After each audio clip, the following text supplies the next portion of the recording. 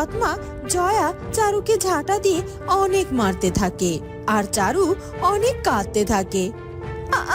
মা শোনো, আমার কথা শোনো, আমার কথাটা তুমি একবার শোনো।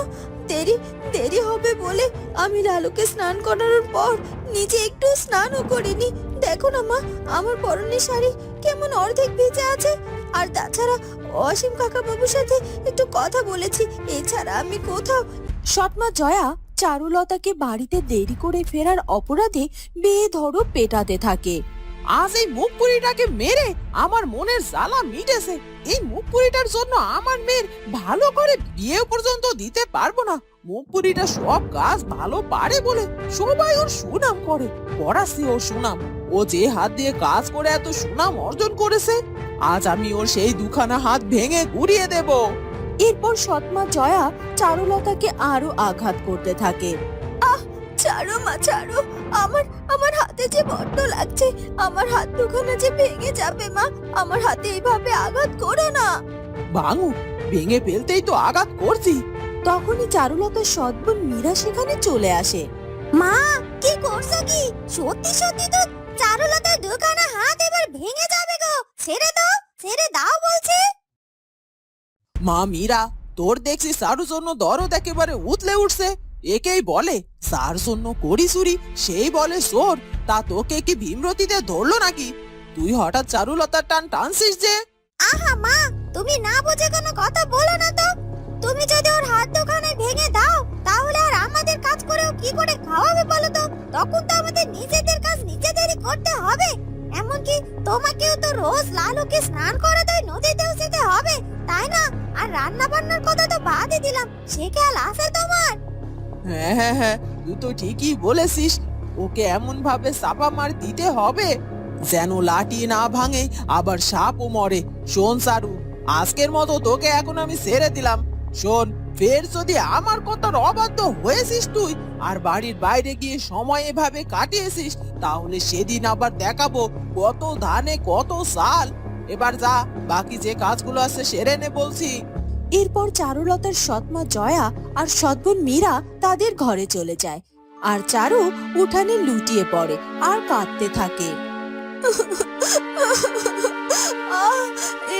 এই ব্যথা, এই ব্যথাযুক্ত হাতে আমি কি করে কাজ করব?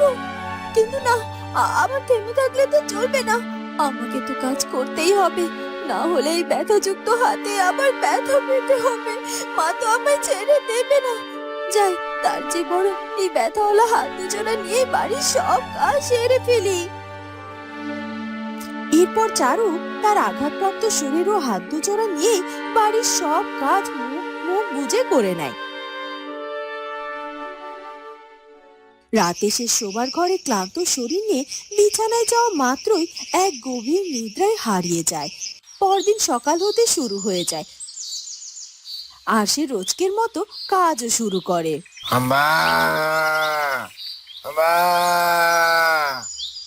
লালু, তোকে স্নান করে নিয়ে আসি, চল।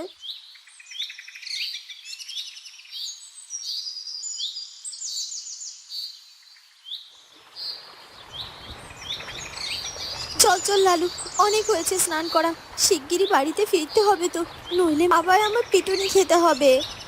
তুই আমার জন্য মায়ের কাছে পিটুনি খেয়েছিস কাল? বা আমার বড্ড খারাপ লেগেছিল রে। মনে হচ্ছিল তোর ওই সৎ মাকে আমার এই শিং দুখানা দিয়ে গুঁতো মেরে দি। না না লালু, এসব কথা মুখেও আনতে হয় না, সে তো আমাদের গুরুজন, তাই না? আর তাই আমাকে আঘাত করতেই পারে, আমরা কি সেটা করতে পারি বল? কিন্তু তোকে পড়ে পড়ে মার খেতে দেখতে আমার বড্ড যে কষ্ট হয় রে চারু। এখন কথা বাদ দিয়ে চল না, শিগগিরই বাড়ি চল, নইলে আজও মার খেতে হবে, বুঝলি তো? এরপর তাড়াতাড়ি করে চারু তার লালুকে নিয়ে বাড়িতে ফেরে। বাড়ির কাজ সেরে চারুলতা তার বোন মীরার জন্য জামা সেলাই করতে বসে। হাতের ব্যথাটা আজ আরো বেড়েছে মনে হচ্ছে, কিন্তু বোনের জামাটা আজকের মধ্যে আমাকে সেলাই করে দিতেই হবে, নয়তো মার বোন মিলে আবার আবার আমায় বকাবকি করবে। কিছুক্ষণ পর এই তো জামা সেলাই করা হয়ে গেছে। বাহ, কি সুন্দর লাগছে জামাটা। যাই, বোনকে দিয়ে আসি। নে বোন, তোর জামাটি আমি সুন্দর করে সেলাই করে দিয়েছি, পরে দেখ কেমন হলো। বা, দেখেই তো বোঝা যাচ্ছে জামাটি খুব সুন্দর হয়েছে রে। আসলে এদিক দিয়ে তোর হাতের কোনো তারিফ না করলেই নয়। তুই সত্যি খুব সুন্দর করে জামা বানাতে পারিস। এরকম করেই যেন সারা জীবন জামা বানাতে পারিস। তোকে দিয়েই আমি আমার সারা জীবনে জামা কাপড় বানিয়ে নেব, বুঝলি তো? ঠিক আছে বোন, যতদিন আমার এই দুখানা হাত ভালো থাকবে ততদিন তোকে আমি নানা নকশার জামা কাপড় নিজে হাতে সেলাই করে বানিয়ে দেব ক্ষণ। আচ্ছা আচ্ছা, বেশ, এখন যা তো, নিজের কাজ কর গিয়ে। যাচ্ছি বোন, কিন্তু সেদিন তুই আমার থেকে যে জামাটি নিয়েছিলি ওটা আমায় দিবি? জামাটা আমার বড্ড শখের রে, ওটা বাবা এনে দিয়েছিল তো, তাই আর কি। কি, তুই আমাকে জামা দিয়ে আবার ফেরত চাইছিস? তোর তো সাহস মন্দ নয়, তোর জামা আমি তোকে ফেরত দেব না। জামাটা আমার খুব পছন্দ হয়েছে, একদিন পরেছি মাত্র, আর আমার আলমারিতে তুলে রেখেছি, আবার পরবো বলে ওইটা। কিন্তু কি কিন্তু কিন্তু করছিস তুই? মীরা তো বললো ওই জামাটা তোকে আর ফেরত দেবে না, তারপর তুই আবার এখানে দাঁড়িয়ে আসিস। যা যা এখান থেকে বলছি। চারু চোখ মুখ ভর্তি অসহায়ত্ব নিয়ে সেখান থেকে চলে যায়। এভাবে দিনের পর দিন চলতে থাকে। কিছুদিন পর চারুর বাবা বাণিজ্য সেরে বাড়িতে ফিরে আসে। মা সারু, মীরা, কোথায় তোরা?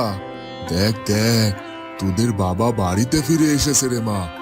বাবা, তুমি বাড়িতে ফিরেছো? ও মা, তোমার হাতে কতগুলো ব্যাগপত্র, আমার জন্য নিশ্চয়ই অনেক ভালো কিছু নিয়ে এসেছো।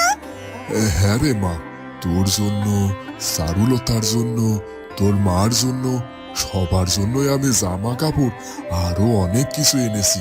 এবারের বাণিজ্য যে বেশ ভালো হয়েছে রে মা।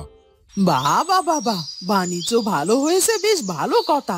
তাই বলে গোষ্ঠী শুদ্ধ মানুষের জন্য খরচা করতে হবে নাকি? গোষ্ঠী শুদ্ধ মানুষের জন্য খরচ করলাম কোথায় বউ? আমার মাত্র দুখানা মেয়ে, তাদের জন্য কিছু কিনে আনবো না, খালি হাতে আসবো? তাই আবার হয় নাকি গো? তা আমার বড় মেয়ে সারুলতা কোথায়? তাকে তো দেখছি না কোথাও। তখনই চারুলতা লালুকে নিয়ে বাড়ির ভেতরে ঢোকে। বাবা, বাবা এসেছে মনে হচ্ছে। ওই তো, কতদিন বাদে বাবার মুখখানা দেখতে পাচ্ছি, কিন্তু কাছে যাবার সাহস তো নেই। মা যদি কিছু বলে? এই তো সারুলতা মা, এদিকে আয় মা, দূরে দাঁড়িয়ে আসিস কেন?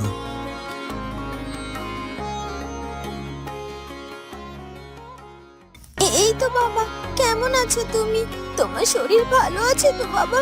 আগের চেয়ে অনেকটা রোগা হয়ে গেছে মনে হচ্ছে। খাওয়া দাওয়া ঠিক মতো করনি নাকি?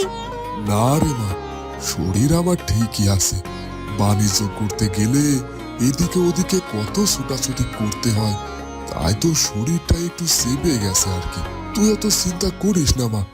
দেখো দেখো জয়া, দেখো, তোমরা কেউ কিন্তু আমার শরীরের খোঁজ নাওনি। এতদিন বাদে বাড়িতে ফিরে এসেছি, কোথায় আমি কেমন আছি জানতে চাইবা, তা না তোমরা পড়ে রইলে আমি কি এনেছি কি না এনেছি সেগুলো নিয়ে। আর আমার মেয়ে সারুলতাকে দেখো, সবার আগে তার বাবার শরীরের দিকে নজর। এসব তো আর মানুষের আকর্ষণ পাওয়ার কৌশল বাবা। ও খুব ভালো করে জানে কাকে কোন কথা বলে কাকে ঘায়াল করতে হয়, আর আমরা ওসব কিছু জানি না তো, তাই আর কি। মামিরা, তোমরা সারাদিন সারুলতার সাথে থাকো, তবুও সারুলতাকে বুঝতে পারলে না।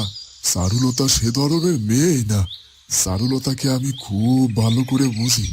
ও যে ওর মায়ের আরেকটা রূপ। ওর মা ঠিক ওর মতনই ছিল।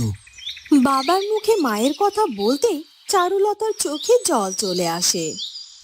কি মা সারুলতা, তোর চোখে জল কেন? মায়ের কথা মনে পড়লো বুঝি?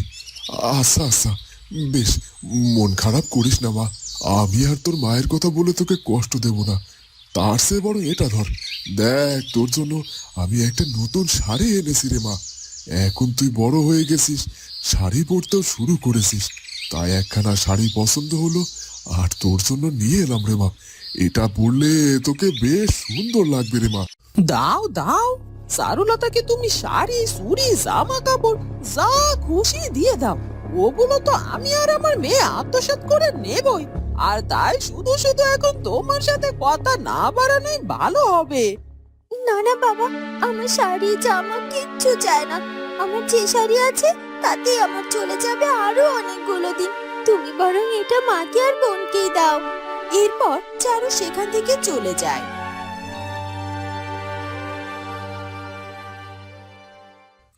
এটা কি হলো?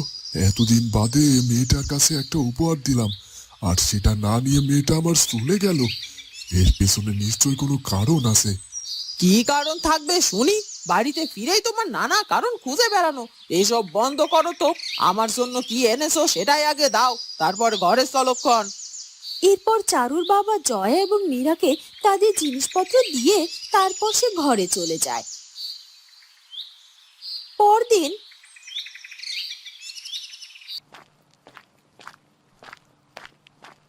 শোন চারু, আমি আর মীরা একটু বাইরে বেড়াতে যাচ্ছি।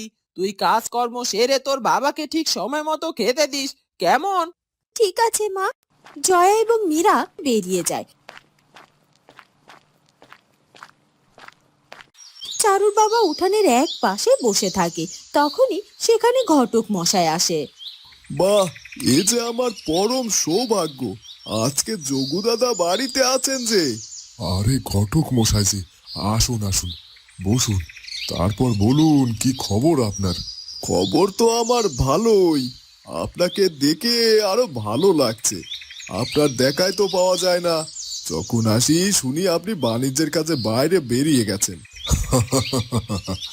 তার মানে আপনার আমার বাড়িতে মাঝে মাঝে আসা হচ্ছে মনে হচ্ছে। তা আমার মেয়ে চারুলতার বিয়ের ব্যাপারে ওর মা কোনো খোঁজ দিয়েছে নিশ্চয়? আসলে মেয়েটা তো বড় হয়ে গেল, বিয়ে দিয়ে পরের ঘরে পাঠানোর সময়ও এসেছে। আমি তো ওর বিয়ে নিয়ে ভাবার সময়ই পাচ্ছি না। কিন্তু যাক, ওর মায়ের এই চিন্তাটা হয়েছে। সৎমা হলেও তো মা। কি আর বলবো যোগুদা, আপনার স্ত্রী আপনার বড় মেয়ে চারুলতার জন্য নয়, বরং তার ছোট মেয়ে মীরার জন্য বিয়ের সম্বন্ধ খুঁজছে। কি? এটা কেমন কথা? বাড়িতে বড় মেয়ে থাকতে ছোট মেয়ের বিয়ের সম্বন্ধে কেউ আগে খোঁজে নাকি? সে কথা সে কথা আপনার স্ত্রীকে কে বোঝাবে বলুন তো? আমি বোঝাতে গিয়ে উল্টো আরো জারি খেয়েছি। উনি তো আমায় বলেছেন আপনার মেয়ে চারুলতার বিয়ের কোনো সম্বন্ধ নিয়ে আমি যেন এই বাড়িতে না ঢুকি। আপনি আপনি কোনো চিন্তা করবেন না, সেসব আমি বুঝে নেব। আপনি আমার বড় মেয়ে চারুলতার জন্যই সম্বন্ধ খুঁজুন। সম্বন্ধ কি খুঁজবো দাদা? আমার হাতে ভালো ভালো সম্বন্ধ আছে আপনার মেয়ে চারুলতার জন্য।